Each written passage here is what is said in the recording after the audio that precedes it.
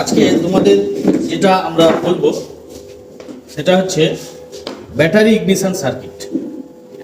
Battery ignition circuit দেখাতে গেলে first আমাদের একটা 12 ভোল্টের ব্যাটারি লাগবে, একটা ইগনিশন কয়েল লাগবে, একটা ডিস্ট্রিবিউটার লাগবে এবং আমার স্পার্ক প্লাগ লাগবে।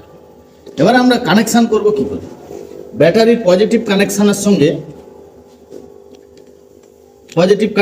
সঙ্গে আমাদের ইগনিশন কয়েলের পজিটিভ কানেকশান এটা লাগাতে হবে।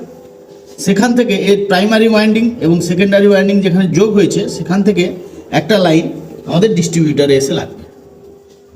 ডিস্ট্রিবিউটার থেকে যে ক্যাপটা গেছে সেটা কালো, সেটা হচ্ছে আমাদের এই সেকেন্ডারি কয়েল। এই সেকেন্ডারি কয়েল থেকে হাই ভোল্টেজটা আমার এখানে ইগনিশন ডিস্ট্রিবিউটারের মেন যে আছে সেখানে আসছে, সেখান থেকে এই চারটে জায়গায় ডিস্ট্রিবিউট হয়ে যাচ্ছে। এই চারটে যে আমাদের সিলিন্ডার রয়েছে, চারটে সিলিন্ডারে চারটে স্পার্ক প্লাগ আমরা লাগিয়ে নেব।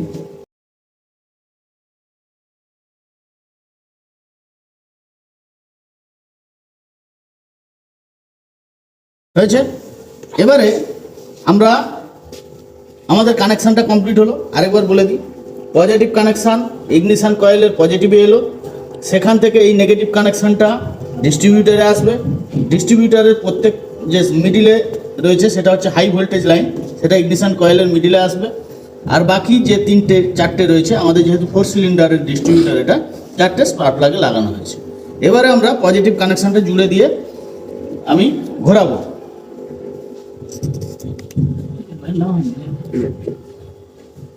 আচ্ছা, গ্রাউন্ডটা করা হয়নি। গ্রাউন্ড এবারে আমাদের প্লাগগুলোতে গ্রাউন্ড করতে হবে এবং ডিস্ট্রিবিউটারে গ্রাউন্ড করতে হবে।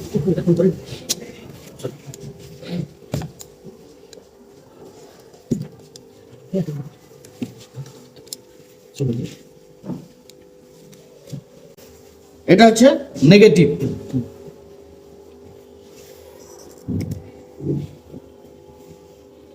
দেখো, এবারে আমাদের প্লাগগুলো থেকে স্পার্ক হচ্ছে।